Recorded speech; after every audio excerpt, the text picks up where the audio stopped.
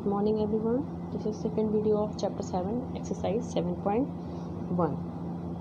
So the very first question is complete the following statement. Two line segments are congruent if हमको यहाँ fill करना है एक statement. So we can say two line segments are congruent if they have the same length. मैंने बताया था congruent होने का मतलब होता है कि उन दो शेप्स वो जो भी दो चीज़ें हैं या वो लाइन है अदरवाइज वो ट्रायंगल है कुछ भी हो उनका शेप एंड साइज सेम होना चाहिए. That means they have the same length. Okay. Now the second part is among two congruent angles one has a measure of 70 degree. The measure of the other angle is among two congruent angles one has a measure of 70 degree. That means another one angle is also of 70 degree because if two angles have the same measure they are called congruent. Also if two angles are congruent their measurement should be same. That means मैंने पहले ही बताया है कि congruent का मतलब ही यही है कि वो दोनों सेम होंगे. That means अगर दो congruent angles दिए हैं ऐसे ये सपोज लीजिए मान लीजिए A B C D E F आपको बोला गया ये दोनों एंगल ये दो ट्रायंगल हैं जिसमें एंगल B एंगल E के कॉन्ग्रुएंट है. दैट मीन्स जो वैल्यू एंगल B की होगी वही वैल्यू एंगल E की होगी. ठीक है. Now moving on to next question. It is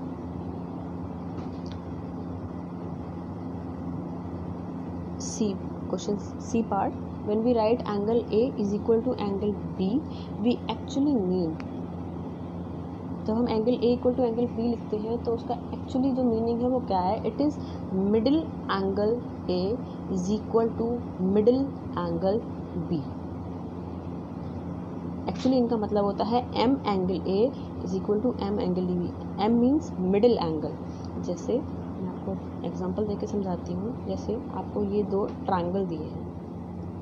just a second.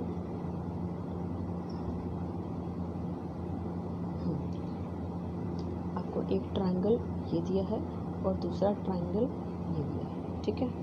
अब सपोज ये है A E F और ये है B C D. ठीक है. अब आपको बोला angle E A F angle E A F इसको हम सिर्फ एंगल A भी लिख सकते हैं एंगल E A F भी लिख सकते हैं या फिर इसको हम क्या लिख सकते हैं इसको हम एंगल मिडिल एंगल A भी लिख सकते हैं क्योंकि हमें यहाँ पर एंगल A की बात कर रहे हैं तो इसको हम तीन तरीके से लिख सकते हैं. E A F भी लिख सकते हैं F A E भी लिख सकते हैं इसको हम ओनली एंगल A भी लिख सकते हैं या इसको हम मिडिल एंगल A भी लिख सकते हैं. ऐसे ही दूसरे जो मैंने डायग्राम बनाया था B C D में उसमें हम एंगल B को सिर्फ एंगल B भी लिख सकते हैं उसको हम मिडिल एंगल B भी लिख सकते हैं या फिर उसको हम C B D या फिर उसको हम D B C भी लिख सकते हैं. ये जो चार मैंने आपको ऑप्शन दिए हैं ये चारों सेम हैं. चारों में हम एंगल B की ही बात कर रहे हैं दूसरे डायग्राम में और पहले डायग्राम में हम चारों में एंगल A की ही बात कर रहे थे. अब इन्होंने बोला है angle A is equal to B. That means वो दोनों ट्रायंगल कॉन्ग्रुएंट हैं और एंगल A की जो भी वैल्यू होगी वही एंगल B की वैल्यू भी होगी. ठीक है. चलिए आगे बढ़ते हैं. नेक्स्ट है question number 2. Give any two real life examples for congruent shapes. आपको रियल लाइफ एग्जाम्पल देने हैं.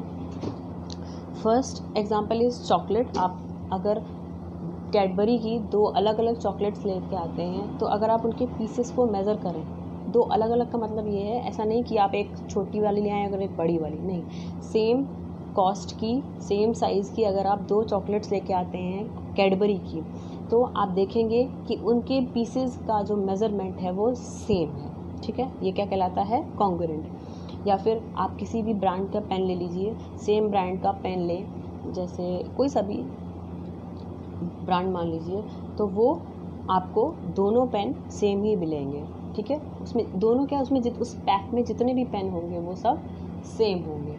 ऐसे ही सोप देख लीजिए, जैसे आप डव ले लीजिए, आप अगर 4 डव के सोप लेके आते हैं तो वो चारों सेम शेप और सेम साइज़ के ही होंगे।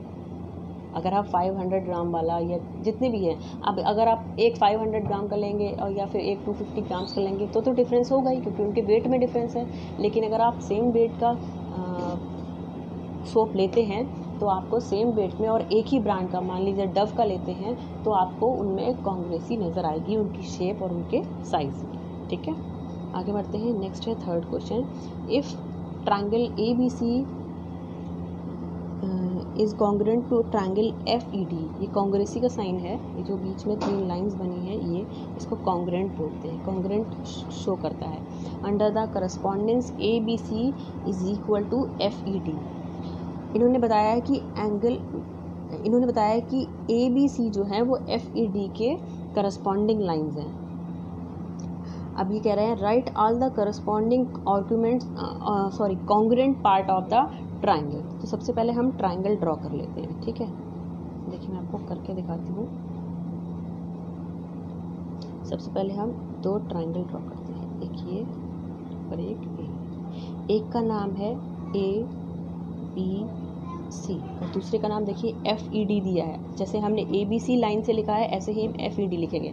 ABC हमने कैसे लिखा है, क्लॉकवाइज डायरेक्शन में, ऐसे ही हम FED भी क्लॉकवाइज लिखेंगे, मतलब FE and then D, that is the D point। एक सेकेंड, जस्ट क्लियर कर दूँगी थोड़ा इसको, it is B and this is D point। ठीक है, अब इन्होंने बोला है हमें करस्पॉन्डिंग फिगर्स, मतलब करस्पॉन्डिंग जो चीज़ें हैं जैसे एंगल्स हैं या साइड्स हैं वो लिखने हैं। तो हम देख सकते हैं angle A is corresponding to F। ये देखिए angle A is corresponding to F। ये जो साइन है ये कॉन्ग्रेसी का साइन है, जब 2 ट्रायंगल कॉन्ग्रुएंट हैं। और ये जो आपको ये ऐसे वाला साइन दिख रहा है, इसको बोलते हैं करस्पॉन्डेंस। मतलब angle A is corresponding to angle F, angle C is corresponding to angle D and angle B is corresponding to angle E। ये देखिए B is corresponding to E and C is corresponding to D। यही तो हमारे diagrams में भी आ रहा है। अब आपको साइड्स बतानी है, तो side AB is corresponding to side EF, ऐसे ही side BC is corresponding to side DE या ED, और साइड AC या CA is corresponding to side DF। ठीक है, चलिए आगे बढ़ते हैं। इसको मैं बना रहने देती हूँ ताकि आपको वीडियो में समझ में आ जाएगा अच्छे से। आगे बढ़ते हैं। नेक्स्ट है क्वेश्चन नंबर 4।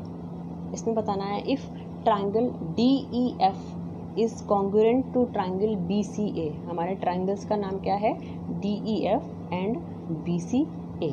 ठीक है, अब हमें बताना है that right the parts of triangle BCA that corresponding to.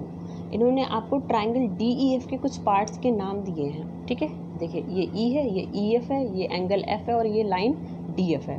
तो आपको बताना है इन पार्ट्स में एंगल BCA में कौन कौन से आपको इनके करस्पॉन्डिंग दिख रहे हैं। अब जैसे इन्होंने देखा एंगल E पूछा है, तो अगर हम ध्यान से देखें तो एंगल E कहाँ है, ये है। तो एंगल E के करस्पॉन्डिंग, अब हमारे ट्रायंगल का नाम देखिए ध्यान से, अगर हम ध्यान से देखें तो DB के angle D should be equal to या करस्पॉन्डिंग टू एंगल B, क्योंकि स्टार्टिंग कहाँ से हो रही है, B से हो रही है। ऐसे ही एंगल E किसके करस्पॉन्डिंग होगा, C के, और एंगल F किसके करस्पॉन्डिंग होगा, ये हो जाएगा एंगल A के। ठीक, तो देखिए एंगल E का हमें आंसर मिल गया, क्या है, एंगल C, ये हमने निकाला। तो इसमें भी आंसर सही है हमारा, एंगल E किसके करस्पॉन्डिंग है, एंगल C के। ऐसे ही अब इन्होंने पूछा है, सेकंड को भी छोड़ देते हैं, थर्ड में देखिए एंगल F पूछा है, तो एंगल F हमारा किसके करस्पॉन्डिंग आया था, एंगल A के। देखिए इन्होंने भी यही बताया है, एंगल F किसके करस्पॉन्डिंग है, एंगल A के। Now we have to find that line EF is equal to, तो हमें देखना है इक्वल या करस्पॉन्डिंग, तो हमें देखना है लाइन जो हमारी EF है वो किसके करस्पॉन्डिंग है। अब देखिए this is the line, just a second, let me rub all this. Now we can see this is the line EF. So the line EF is corresponding to line CA.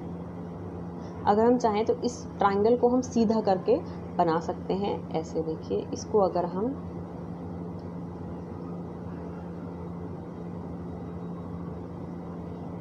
ऐसे बना लें तो ये हो जाएगा हमारा बी, ये हो जाएगा ए और ये हो जाएगा सी। अब हम ध्यान से देखें तो ई एफ किसके बराबर है, ए सी के बराबर है या सी ए के करस्पॉन्डिंग है, तो E F is corresponding to C A. ऐसे ही इन्होंने पूछा है डी एफ किसके करस्पॉन्डिंग है, ध्यान से देखो तो D F is corresponding to B A, तो D F is corresponding to line B A. That's it, thank you.